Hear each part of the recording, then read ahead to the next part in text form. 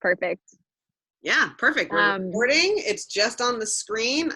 My laptop Right. screen is all like weird and fuzzy, like the residue, something like I can't get it off. Like it's just the way it looks. So now I always go, I'm in a soap opera when I'm nice.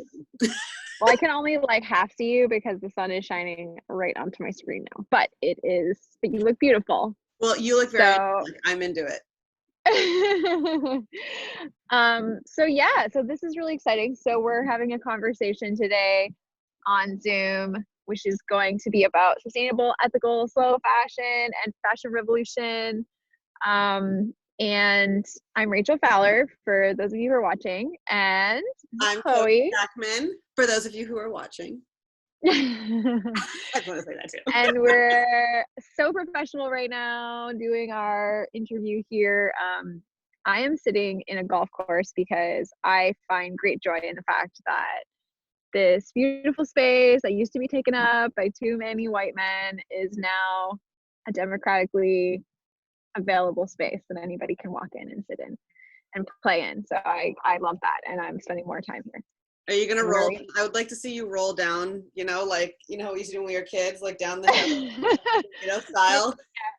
Maybe. I mean, there were kids like building sandcastles in the sand pits, and I was very happy to see that. Oh, that's so cute. I know, it's so cute. I mean, you have to find joy where you can find it, right? Yeah. So. Yeah. And where are you? I am in my house with a sleeping baby in the other room and praying that he stays asleep for the remainder of our conversation.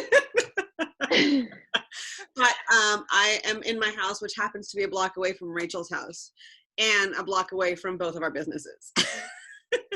That are closed. Yeah, so it's been a crazy time, as everyone knows. We're all dealing with this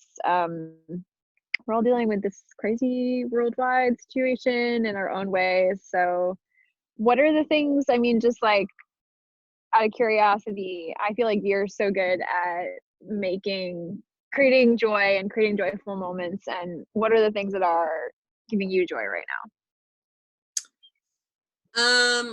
Well, I appreciate that vote of confidence.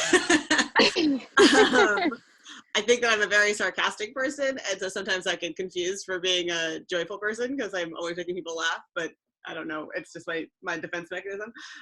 No, I am trying to be joyful because I am trying to move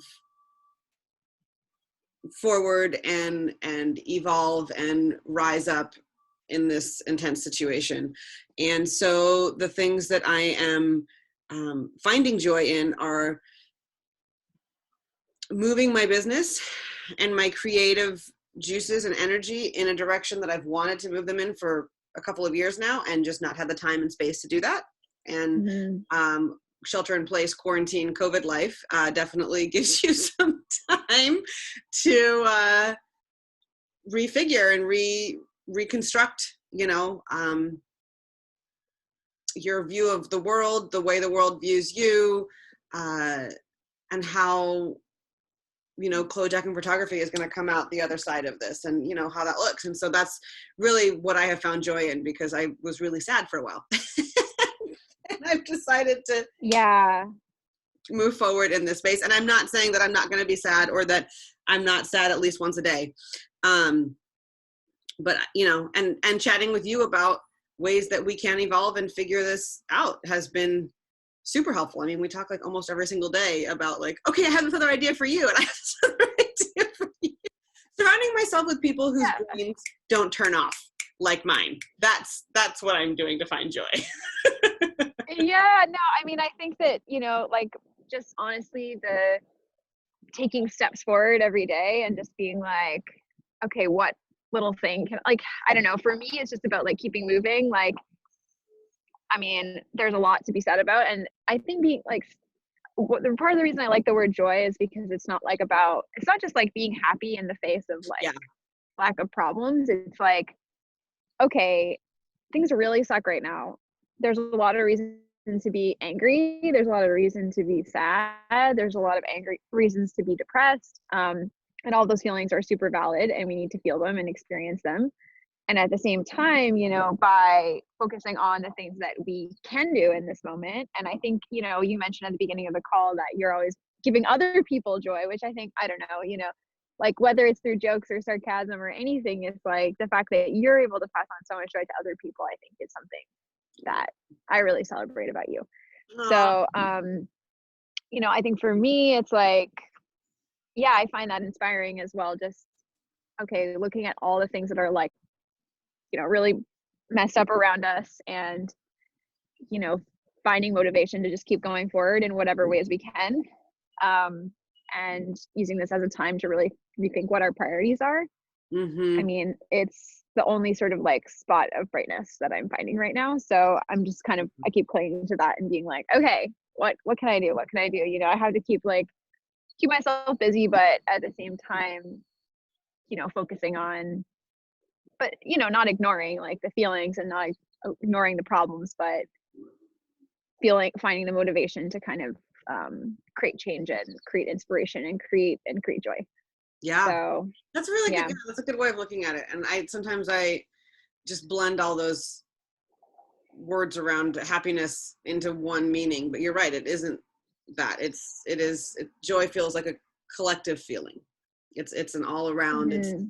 It's not just fake happiness. It's, you know, finding the joy even though maybe you're sad. Yeah, exactly. And I think And I like it's, that. and that really ties into like our conversation about the fashion industry, because I feel like, you know, it's really interesting to see like some of the fashion brands, these big fashion brands, you know, if you go on their Instagram accounts right now, their posts are just like, oh, look at this, you know, leopard pajama suit or whatever, and completely ignoring like what's actually going on in the world. And I Yeah. think that to me is like, it's very tone deaf, clearly.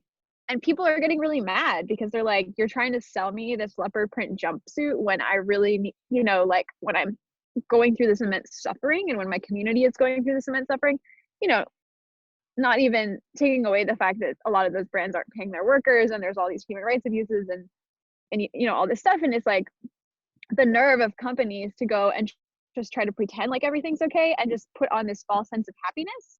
I Yeah. think it doesn't, you know, it's not sitting right with a lot of people. And so that's why, like, I don't know, I like the concept of joy because it's like, it's not ignoring the suffering, but it's saying, well, you know, how can we create this deeper, create something better for ourselves and for each other and for our communities. And that doesn't always just mean being happy, but it means like creating that more positive future for Yeah. everybody involved, you know, not just like, oh, you know, like, I don't know, the concept of self-care has really been co-opted by like the beauty and, you know, the beauty and fashion industry, Industry. where it's like Yeah. just about selling you something. It's not Yeah. about like finding true joy or happiness. It's about like just like putting a band-aid on it to make it feel better, but not really addressing a lot of the root issues. Well, I mean, And I think, yeah, that's it, right? That's all of yeah. it. That's the whole industry is a And band-aid, I right? think, And yeah, not, it's a band-aid and it's not addressing the root issues. But I think that people are like, the thing that's, I guess, giving me hope at this moment is that people are really waking up to that right now, because it's yeah. like, it's so messed up how fundamentally structurally problematic it is, and it's really coming to the fore because these companies are just being like, la la la, we can just keep going doing the same thing, and people are like, nope, that's not gonna cut it right now. Like, that's not gonna cut it anymore in this new world that we're, you know, that we're all in. So And I think that people gives me have like time more too, hope. right? Like maybe more people have been thinking about what's going on in the industry, but you know, with everything else happening in their lives on a day-to-day basis, it's like one more thing that they can't take on emotionally is like the realities and the harsh realities of what's happening. And I know even for me, it was just kind of like, okay, well, you know, maybe next month I can like dive deeper into this, but right now I just need to get this thing that I need to get and keep moving because I'm just so busy and I just don't have time to sit down and like my heart doesn't have the capacity to like take on this emotional weight of this reality. And now it's like Yeah. it's been forced in everybody's face, and they do realize how tone deaf all these industries are, right? Because they're just like, hey, keep buying, keep buying, keep buying. Like, just you need this cute thing for whatever. Like, what do I need it for? First of all, what do Yeah. I need it Right. Right. for? And second of all, like, you know, stop just throwing a sale in my face. Let's talk about what's happening. Yeah, it's tone deaf. It's 100% tone deaf. It's like dealing with somebody who's I don't know, and it might be a bad analogy, but you know, someone who's had a silver spoon shoved in their mouth their entire life, and then they just can't see past themselves. Do you know what I mean? And so I just feel like these industries just can't see past the end of their nose because all they care about is their bottom line. Yeah. So how did you get into ethical fashion? Like, all right, so tell me more about your story and how you got passionate about this. Okay, so I wear my heart on my sleeve, and I have, I was raised by two hardworking, self-employed parents. You know, we washed our tin foil and recycled our Ziploc bags. My mom, Goodwill and garage sales were a big part of my life growing up. And there's a part of that frugalness that like got on my nerves as a kid. Do you know what I mean? That I think when I got a little bit older, I still have always had a love of shopping and in that way, right? Like getting things secondhand and kind of hunting for the treasures and all that. And but in the last several years, I started shopping more conveniently, and purchasing more fast fashion because I was busy and I just didn't have the time to go and understand and really look into, like I was like ostrich. I felt like I was kind of ostriching my head in the sand about what was happening in the world, right? Like knowing that these sweatshop things were happening. Because, I remember learning about this middle school, high school, Nike and just the sweatshop things like that was happening a lot when we were at that age. And hearing that they had corrected things and were doing things better, but that was probably just their campaign putting it out there that they had fixed all these things, and just wanting that to be the truth because it was more convenient to believe that things were better, than to do all the research and potentially break my heart and then have to make those hard decisions, right? And just in the last few years, I have a child now, and going into shops, like, my husband and I used to love to stop by the outlets, right?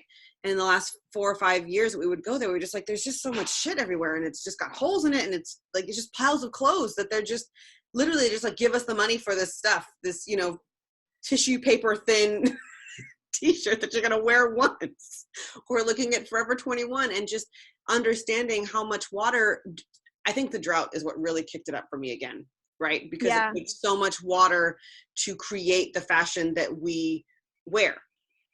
Right.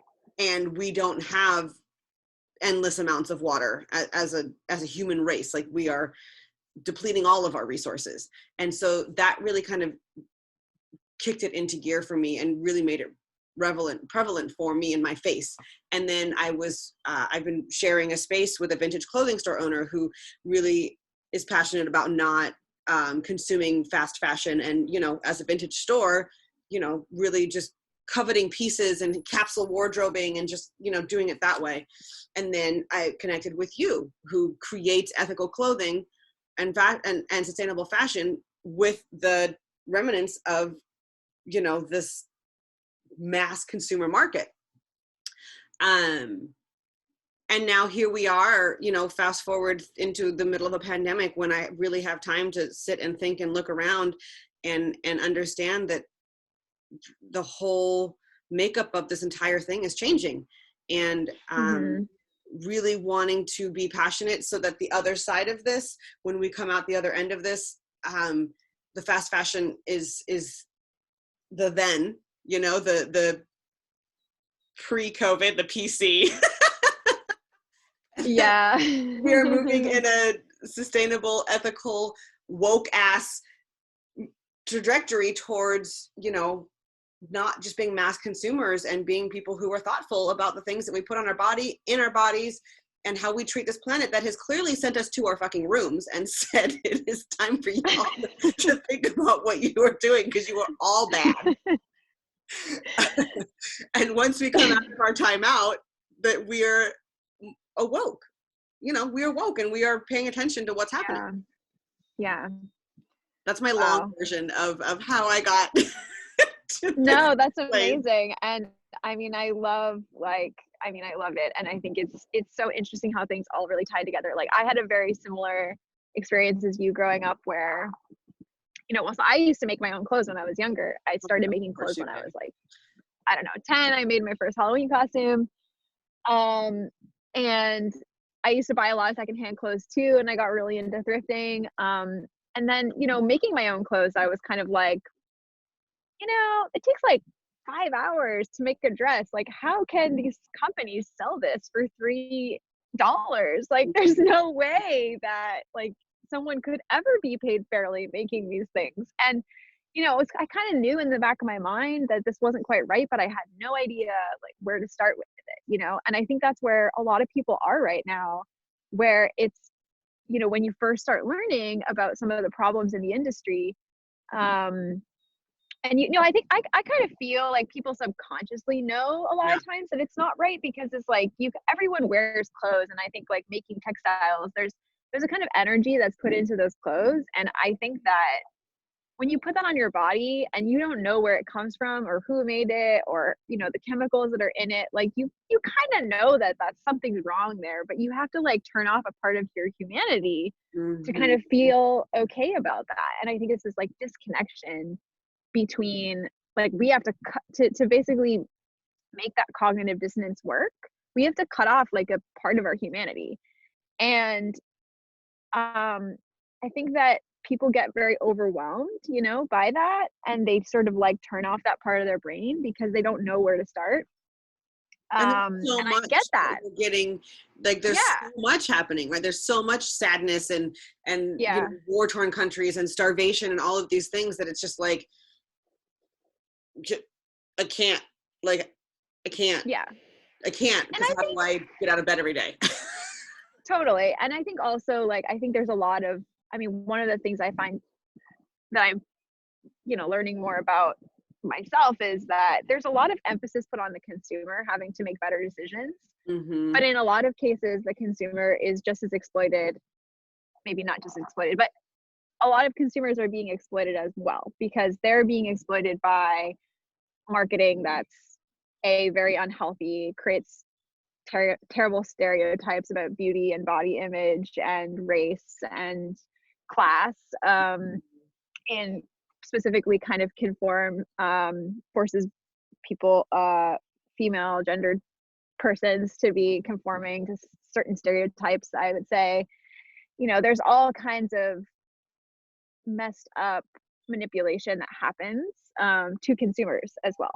Not to mention that, you know, the industry and the higher ups in the industry have been working for a very long time to keep these things, you know, hidden from the view. So I think, you know, there's an emphasis put on the consumer needing to make better decisions, but I think that I find it liberating to kind of realize that, like, hey, I'm also a victim in this situation, and to a certain extent, and we need to really look at where these problems are originating.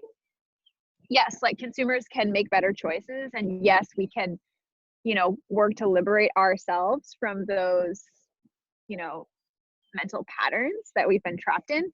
But I think also, you know, we need to look at where the root of these problems is, these problems are.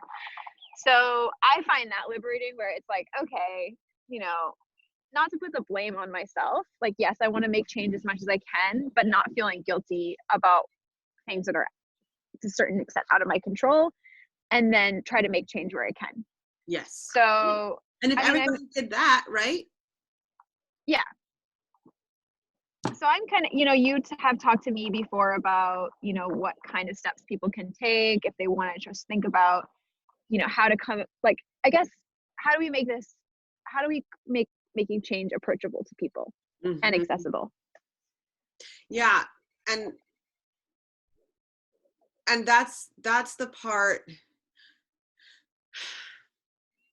that is something that that's the part of this that I feel like I can really affect and talk about and discuss, because you know, I'm not saying that I will never buy an article of clothing at Target or Macy's, or, you know, I will never do any of those things again, because there's a part of me that may, or it's convenient, or, you know, not understanding that I'm buying something from a company online that isn't actually as ethical as they say they are. Like, there's a lot that goes into truly deeply understanding exactly everything that you're buying and where it's all coming from, right? But to be aware of the main culprits of this, and and our dollars can potentially change the way that they behave, correct? Like that's Yes. like we have the control as consumers to change the behavior of these companies.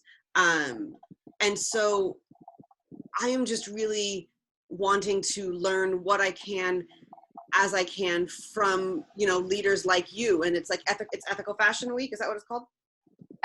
Fashion Revolution Week. Yeah. Fashion Revolution Week. This is a great time for me to be. I want to be sharing more posts and sharing more accounts that people can follow, so they can start to understand and kind of dive into this in any way that they can. So maybe it's just that they start buying one or two pieces from sustainable brands. But once you start that and you kind of go down that, it just kind of like it jumps you around to following more of that and purchasing more of those things, and then wearing those things and feeling like, wow, this is going to last me for 5 years versus 5 wears.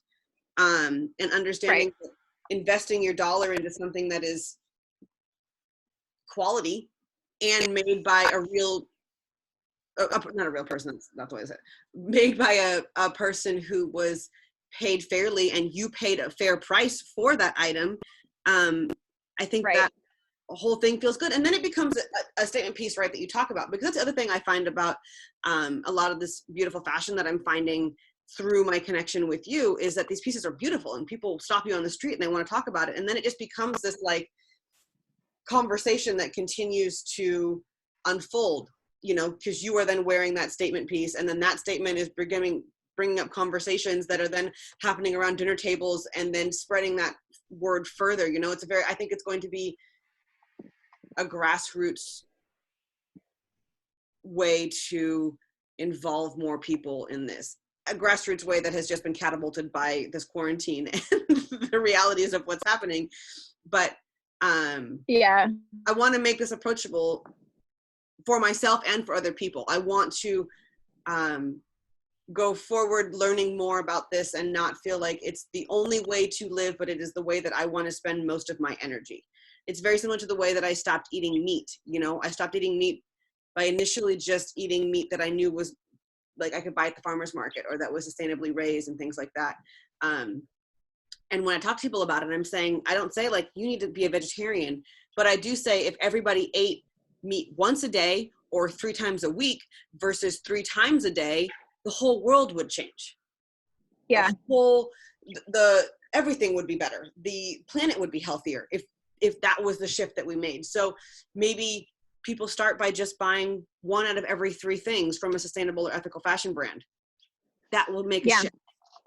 Like it just has to be, just go at your own pace, but keep your eyes open while you're doing it. So that when next time you walk into a Old Navy or whatever, you're like, okay, like I actually don't want to buy anything in here because I know how this was made. Yeah, no, I think that's really good advice. And I think like being kind to yourself while you're trying to make these changes and realize that, people have been very intentionally trying to pull the wool over our eyes, right? So it's like, this is not about making people feel guilty for things that they haven't been able to do or things that, and I mean, we're also in a real, like a lot of people are in a real economic hardship right now. Yeah. So if you're in a place where you need to buy some underwear from a fast fashion brand because you need underwear and you don't have money to buy it from someone else, like this is not us trying to make people feel guilty about that who are experiencing real hardship, right?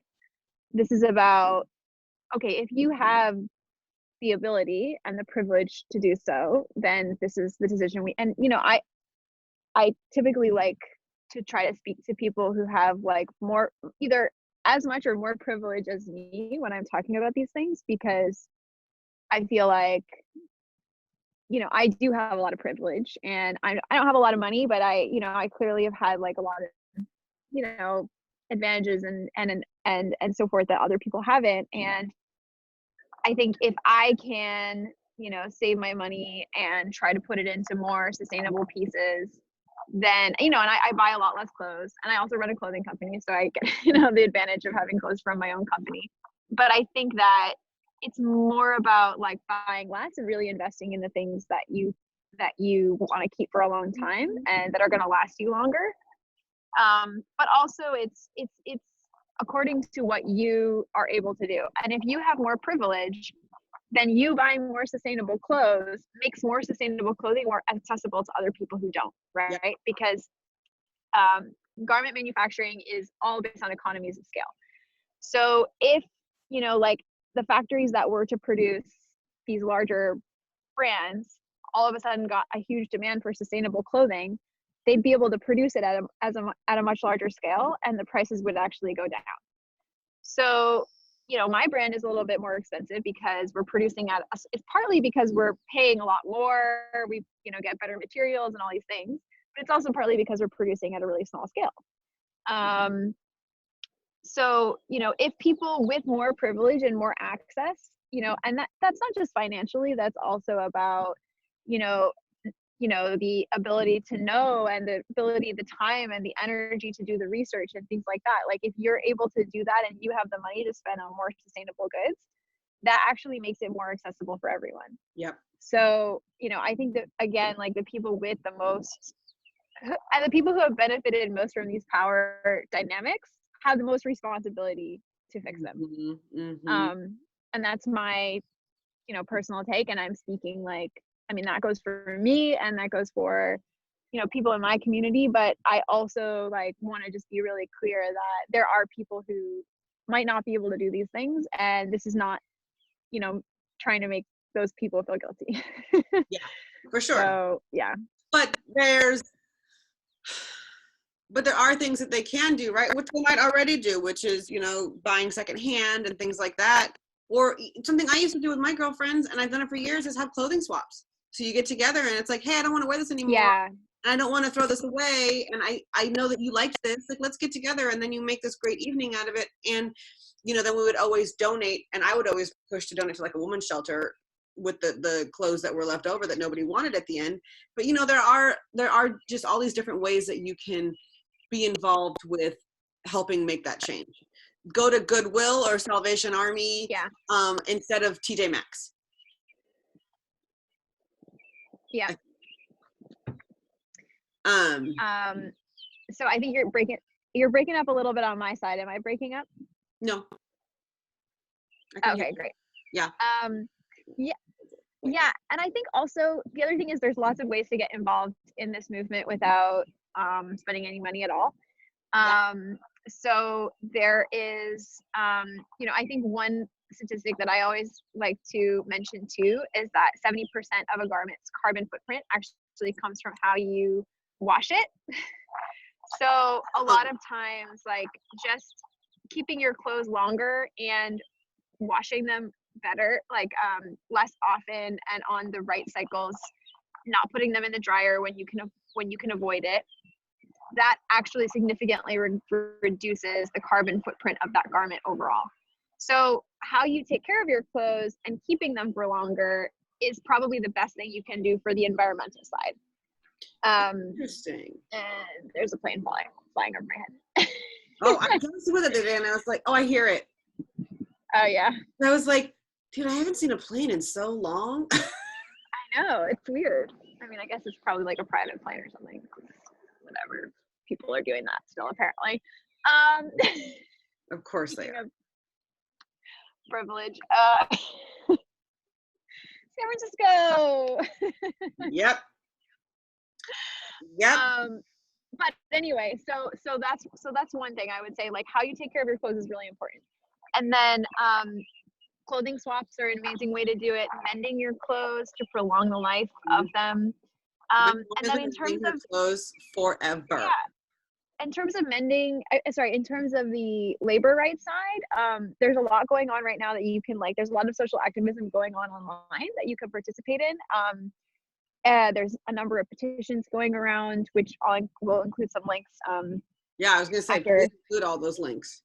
There's petitions going around to basically petition the large brands that are refusing to pay their workers right now.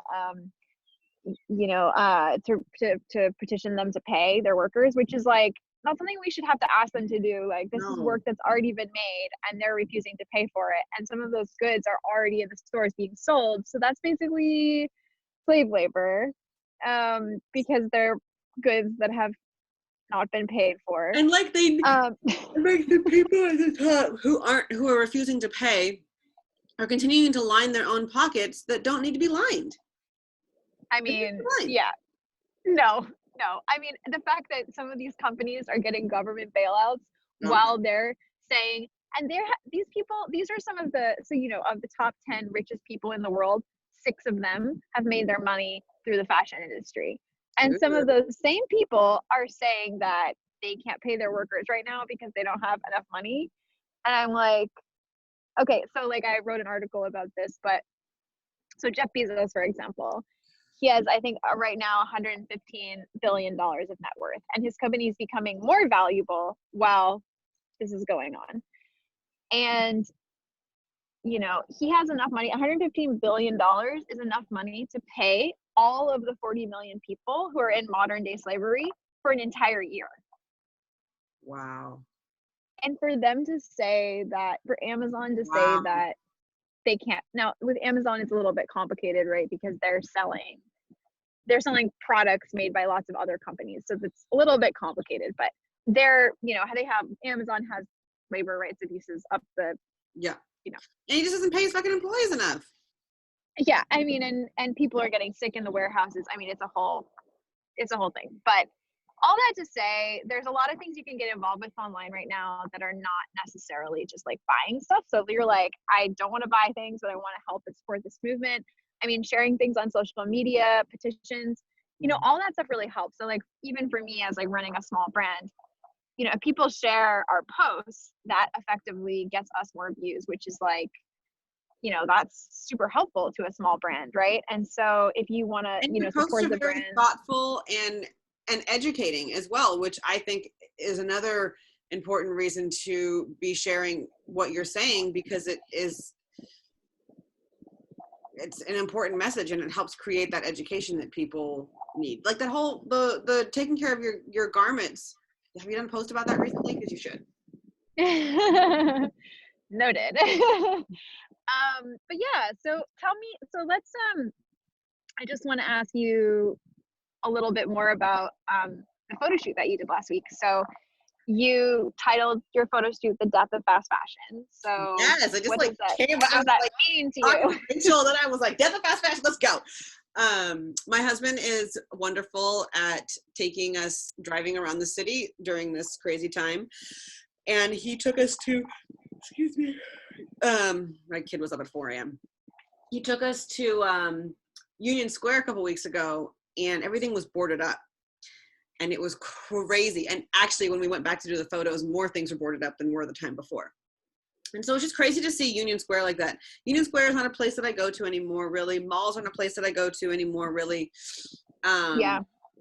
And I actually want to go into a mall parking lot next and do photos. But I was just like, this is crazy. And after having all these conversations with you, I was like, the juxtaposition of ethical fashion in front of a boarded up fast fashion company, it's powerful. And it was an instant connection for me. Like I saw that and I was like, Mike, we've got to come back next weekend and do this. Like, this is happening. Done. Like within pulling up there within 5 minutes. And so we went back and I was able to get some photos in front of Macy's, and their bottom level was all boarded up. And then we actually drove around the corner and had to like park and like walk in front of a couple cops who were just like, because all we saw downtown was essentially homeless people and police officers, which was also very interesting. Yeah. The world we live in. And I was able to get right in front of H&M, who I know is one of probably the worst. Like I don't know enough about what each company is doing wrong, but I do know that H&M is not doing right. Right. And so I really wanted to get something in front of a store like that. And it was boarded up and it was fabulous. And so I'm wearing your jacket and Wear Your Values t-shirts. which I borrowed remake. Yeah. remake. And I put my mask on and stood in front of H&M with a board in front of the door, and it was awesome. And it felt really powerful, and it felt like it was definitely a statement that it was a way to make a statement that is already kind of being made based on what's happening in the world. But I really wanted to like capture it and bring it all together.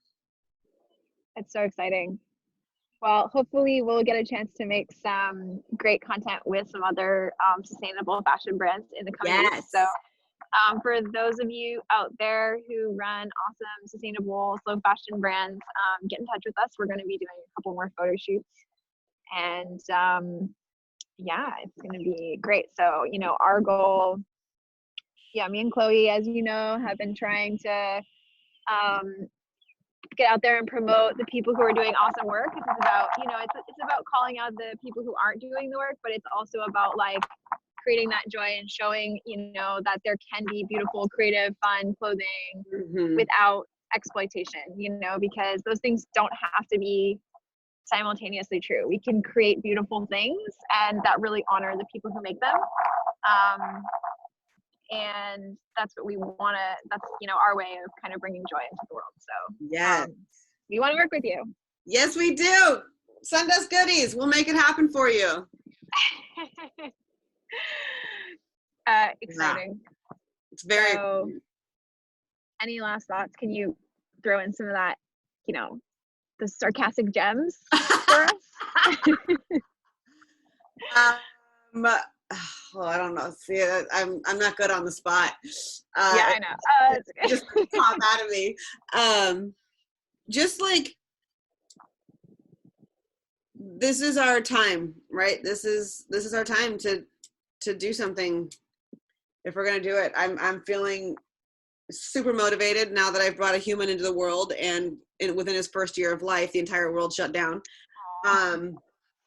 My kid has a lot of work to do. I tell him that all the time. I'm like, I'm sorry, Zoe, but you've got a lot of work ahead of you, because we have fucked this shit up, and you've got some correcting of the ship to do. But he's up for it. He'll be fine. But I am motivated, and I'm excited, and I'm inspired, and I'm ready to fucking stick it to them. Yes. And spread some good words, and just spread the knowledge, and spread the accessibility and the information. That feels really good. It feels good. It just feels good that we're doing this. It does. It does. Hugging you. You too can feel good. Like Chloe. And beautiful and still sparkly. See that? Yes. That's some great upcycled Lurex right there. Gold and shiny. Well, oh my gosh, this is amazing. I love you. Thank you so much. This is amazing. It was a perfect way to spend a Tuesday outside in the sunshine. Look at you. I'm gonna get on my rollerblades later and enjoy the sunshine. Yeah, I said rollerblades. I need to see a video of that too. Oh, definitely. It's going in my COVID couture story for sure. You should wear that jacket. Oh, and then sparkly. Do you go to Golden Gate Park? Probably. I probably will. I was thinking we could go down to Ocean Beach, but it might be too sandy for my blades to work. I might just get stuck. Do you ever go to the Church of Eight Wheels? I hadn't been, and it was like on my list of things to do, and now. Okay, I went once way long ago, and it was my favorite thing. You went to the actual church, or did you go to Golden Gate Park? Yeah, the actual Church of Eight Wheels. We should go together. Yeah, post-social. Whenever they start again, but I think it's a lot of the same people that go to Golden Gate Park. That they used to shoot a tech event, and they would do this roller disco thing at the mezzanine, and they would hire the people who go to Golden Gate Park and who I think are running Church of Eight Wheels, and they would come with their wings and their lights, and they would like roller skate in a circle for 2 hours. So good. It's amazing. Okay, well, all the things that we're going to celebrate when San Francisco comes back to life. Yes, but in the meantime, we're going to start a slow, quiet celebration and movement towards supporting more of this magic. Yes, agreed. So All right, everyone listening, get involved, and she's going to put all the links to all the people that you need to be following and in connection with, because she knows all of them. Okay, bye. Bye, honey. End meeting. All right.